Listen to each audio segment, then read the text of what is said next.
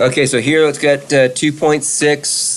It says proving geometric relationships, but pretty much what it starts off really showing us in this section is a flow proof, a flow chart proof it calls it here. And so you can see in the exploration 1, it wants us to fill in the blanks. And it's very similar to the proofs that we did last time at 2.5. It's a 2-column proof. It's just another way of writing proofs down. And this is kind of nice because it kind of shows you, the arrows show you the flow of the deductive reasoning, the flow of the argument. And so that's what this is kind of helpful for. So you can kind of definitely see what flows into what. Like you can see where the arrows are going. These two are flowing into this one, and this one flows into that one. So go ahead and just figure out, I'll give you a moment here to just see if you can figure out which ones these match up with. I would like you to write down, don't just put the letters here, but actually write the words down. Write segment addition, write transitive property on the lines here. Write the word given. So do that, I'll give you a minute, and then we'll just check those answers. Alright, so let's check our answers here and see about this. So obviously the very first one you can see there, the top, this one here, is just the same thing as what the given says, so we know we're going to use that word right in here, so you can write the word given in that one. And then this next one right below it, notice there's no arrow going into this one. So that's telling you that this one is just kind of on its own, and you just kind of figured this out based on the diagram. And you can see what it says here, AB plus BC equals AC. So AB, this segment, plus the other segment here, BC, is equal to the whole segment. That's just segment addition. So let's put down that one right there, segment addition. And that's something you can just come up with on your own from looking at the diagram, because you don't need any other statement to tell you that. You're looking at the diagram to tell you that, because it's going to be a postulate. A postulate is just something that you just know. It's a proven statement, it's a proven fact. That's segment addition or angle addition, those kind of things. And then you go into these two, both flow into this one. As you can see, the arrows both flow here. And so now you can see, well, if AC equals this and AC equals that, then these two can equal each other because of the transitive property. That's what's happening here. So the AB and AB added together, that's the one that says up here, and equals the AB plus BC, that's this one over here. So these two flowing into this one because of the transitive property. Whenever you use the transitive property, you're going to need at least two statements before that can flow into it. Transitive property is not going to be used just by coming up with something from a diagram. You have to have a couple statements already ahead of that to be able to see, okay, well, this is equal to two different things, so those two things now can equal each other. So that's what transitive property is always doing. Transitive, I'll just put transitive like that. And now that transitive property flows into this one here, and you can see the last one that we're going to use is subtraction property. And you notice we were subtracting the AB from both sides, so subtraction property. Just put subtraction down that one. So now if you look back in your notes on page, I think it was 55 or 54. So look back at page 55 or 54 really quick. Yeah, it's 54. It's the exact same proof on page 54, just done in a 2-column method. They use the exact same proof, but they're just doing it in 2 columns. This is the method for the flow chart, and then it shows you the 2-column, how to do this on a 2-column method on 54. All right, let's go on to our next one. So same thing on the next one. Look at page 60, I believe we're on now. Right? Yeah, page 60. And same thing in the flow chart. Go ahead and just figure out what you're going to write on those lines based on the arguments you're matching up. You're going to use each one there. So you're using each letter. But don't just write the letters down, write the words down, just like I did here. And then we'll go over that in just a minute. Alright, so let's look at this one now. So we can see that the very first one there, measure of angle 1 equals measure of angle 3, is the same thing what the given says. So obviously we're going to write given on that one. And that flows down over to here, but before we're getting to this one, we're also writing this one down here about the measure of EBA, that it equals 2 plus 3. And that's just looking at the diagram and seeing, okay, EBA is equal to 2 plus 3. 2 plus 3, adding those together equals the bigger angle. So that's just an angle addition, as it says right here. So that's your angle addition. So angle addition postulate on that one. Now these two, notice, are flowing into, these two are flowing here into this one. And now you can see we're using the EBA again, but now instead of 2 plus 3, we're saying 2 plus 1. So 3 changed to 1. And the reason why 3 can change to 1 is because of this one right here, that 3 is 1. 3 and 1 are the same thing. So you can replace 3 with a 1 anytime you want to. So we're substituting on this one. Substitution. So that's the substitution property. And substitution property is another one where you have to have a couple statements in front of that before you can use the substitution property. You can't just use that one from a diagram. You have to have a couple statements here, something that's equal to something else that you can replace in some other statement. And so that's why we're using substitution here. And now this one here is flowing into here, and it uses the EBA again. But now instead of 2 plus 1, it's 1 plus 2. So the only difference there is it switched around the 1 and the 2 over the addition sign, and that is what's called the commutative property. That's always where you can just switch the order of an addition problem. And so this is commutative. Commutative, A-T-I-V-E. And then this commutative property flows into our answer. But before we can get there, we really need to look at this one here. Now, there's nothing that's flowing into this one. This is, again, a separate one. This one's on its own. So you're saying here that 1 plus 2 is equal to the measure of CBD. That's looking back at your diagram and realizing you can just say from the diagram, 1 plus 2 is equal to the bigger angle, CBD. That's another angle addition. So you don't need any statements to be able to say that when you can just look at, oops, I did put addition there first. You can just look at the diagram and conclude from the diagram that you can add 2 and 3 up and get the bigger angle of CBD. And so that's an angle addition postulate. And then now these two are flowing into here. And so we're going to say, well, if 1 plus 2 equals EBA and 1 plus 2 also equals CBD, then EBA can equal CBD.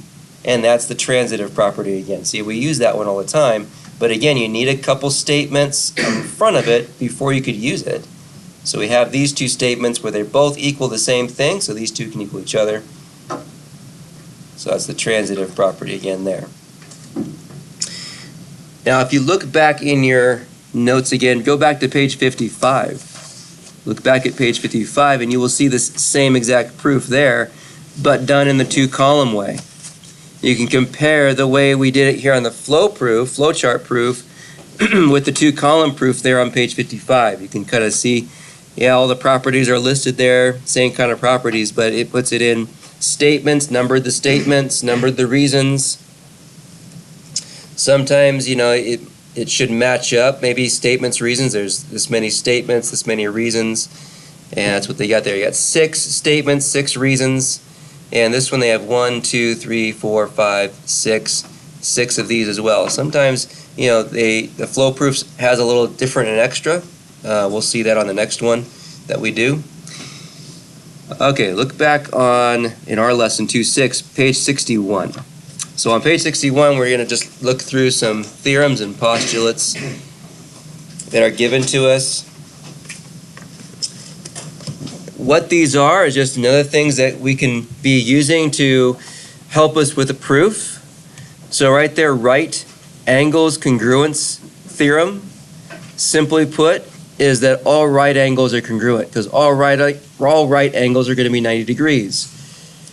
So you might use that at some point, you know, that if you know you have 2 right angles in a diagram perhaps, you can say that those 2 angles are congruent because of the right angle congruence theorem, and that's the reason that you would use for that. On this one, which says congruent supplements theorem, So basically you might have a diagram given to you, something like this, where you got 3 different angles, and it's going to say that angle 1 and angle 2 are supplementary, and angle 2 and angle 3 are supplementary.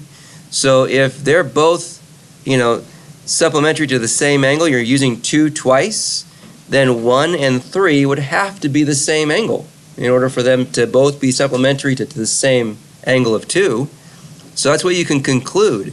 Now this might be like the given part. Remember, the given is like, okay, when you get to the scene of the crime, the detective says, what do we got to, the people that are already there, his crew that's already there, it's gotten there first. All right, what do we got? What do we know? And that's always the given. That's what's given to you. And you might have the given part say that angle 1 and angle 2 are supplementary and 3 and 2 are supplementary. So you can conclude from that 1 and 3 have to be congruent because of this theorem. You can do the same thing with the complements theorem, where they're both adding up to 90. So if 4 and 5 are complementary, if that's what it says, and it also says that 5 and 6 are complementary, then what you can conclude is that 4 and 6 have to be congruent. They have to be the same angle from that. The linear pair postulate. Now, a linear pair, remember, by definition, has to be 2 things. It has to be adjacent angles, and it has to be supplementary to be called a linear pair. And that's what we see on the diagram right here. 1 and 2 are adjacent. They're using the same shared side here of that ray. And they're also supplementary because they form a straight angle. So we can look at that diagram and see, those are a linear pair. And so if they are a linear pair, we can conclude that either from the diagram, or it might tell us that angle 1 and 2 form a linear pair. Then what we can conclude is that they are supplementary. 1 and 2 are supplementary, and their measures are equal to adding up to 180. So that's what we can conclude from there. So again, we might be given something like from this diagram where we're going to conclude something. We can say, okay, they form a linear pair, and that's a linear pair postulate, or something. They might say that in the given, and then you could say, well, 1 and 2 are supplementary, or 1 plus 2 equals 180. That's the linear pair postulate. That's what linear pair does. The vertical angles congruence theorem. If you have a diagram like this, something that's got the X there, where you can see they form a vertical angle situation. Vertical angles are congruent. That's what it says there. So we can just look at the diagram and just conclude from the diagram that 1 and 3 are congruent and 2 and 4 are congruent from that.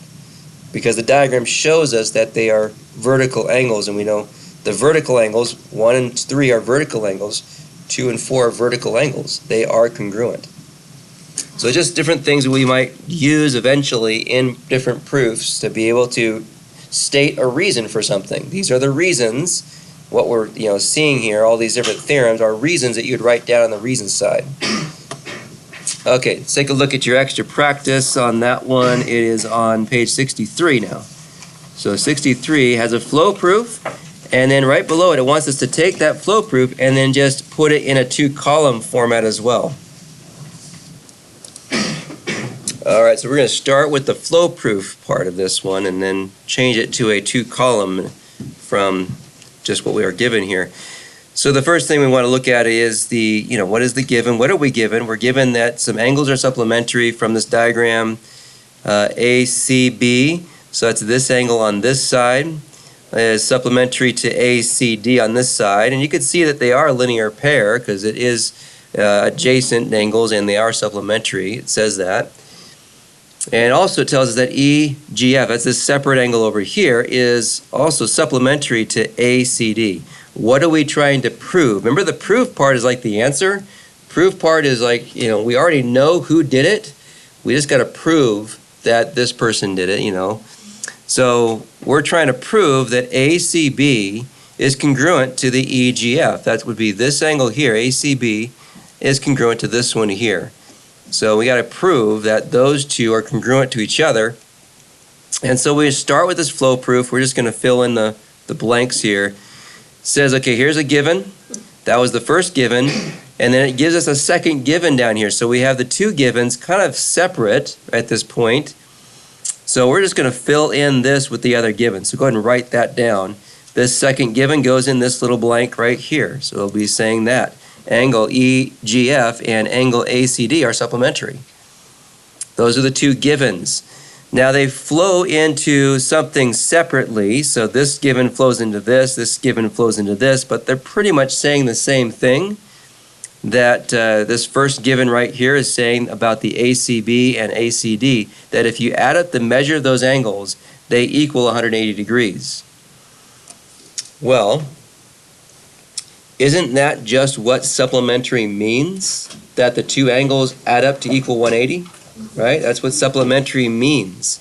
So if that's what the word means, that's what the word supplementary means, then what you're going to write down for your reason is that just say definition of that word. Okay? It's the definition of supplementary angles. That's what it is.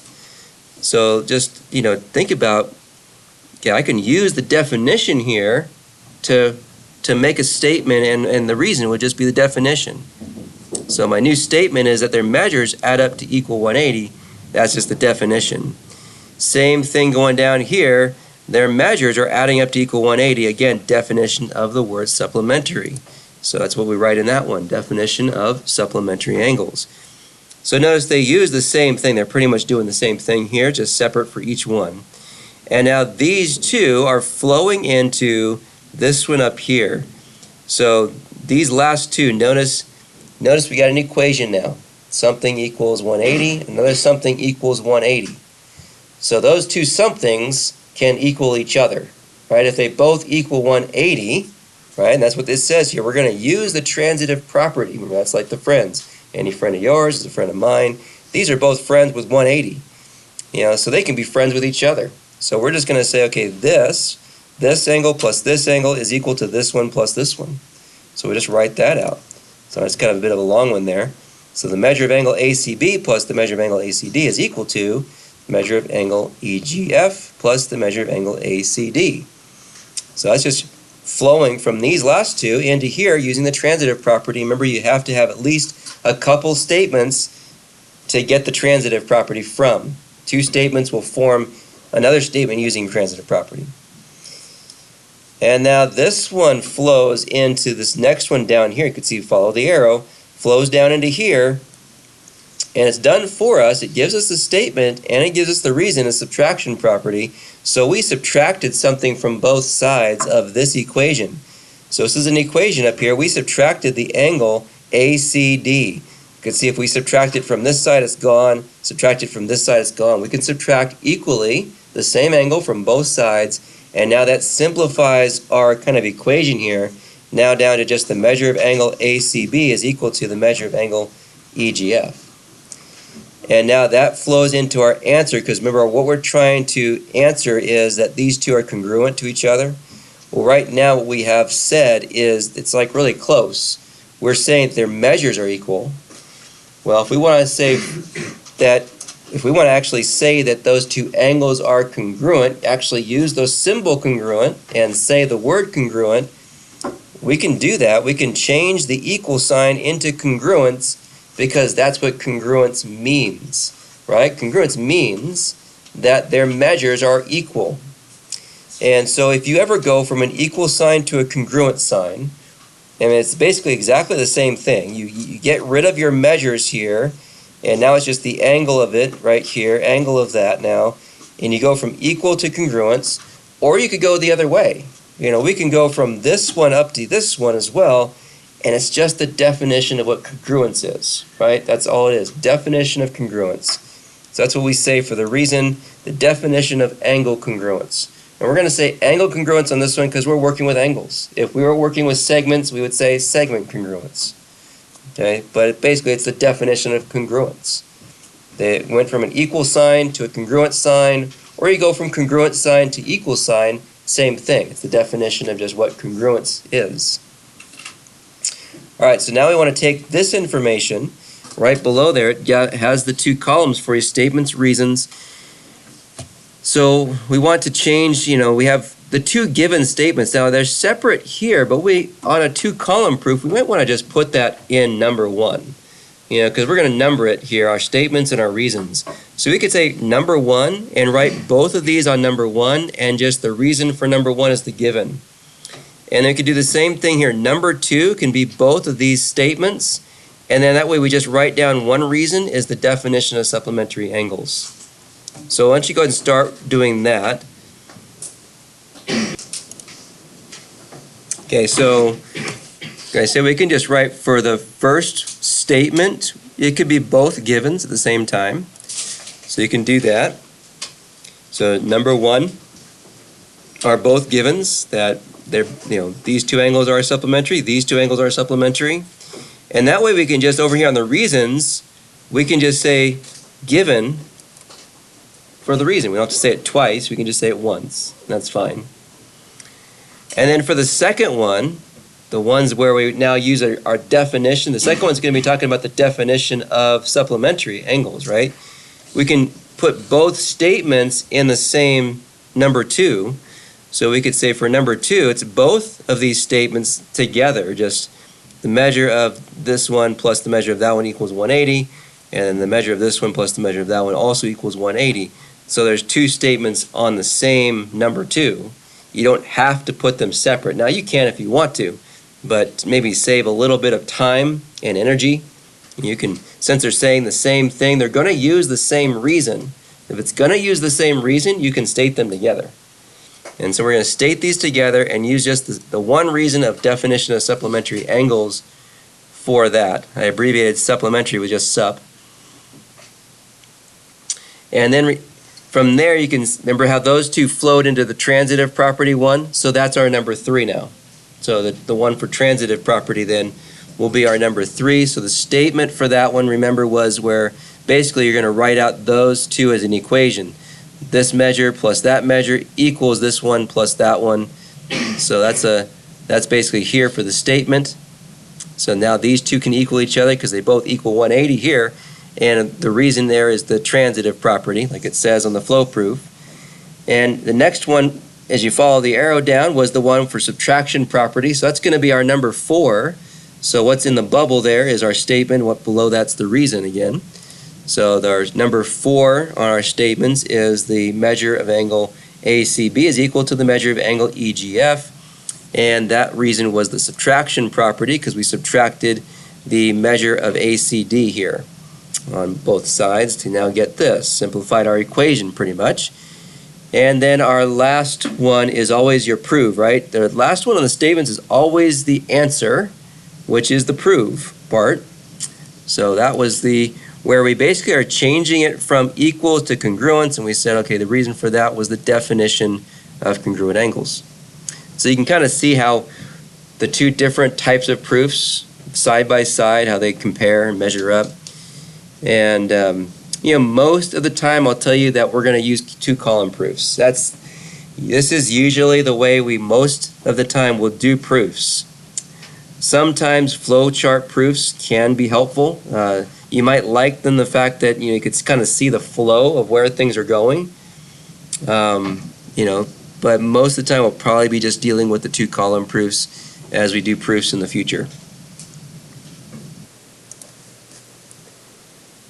Alright, so that concludes our lesson on 2.6, which is concluding our whole chapter 2 here, where we're trying to be introduced to kind of the proofs and the reasoning, especially the deductive reasoning behind how to do a proof.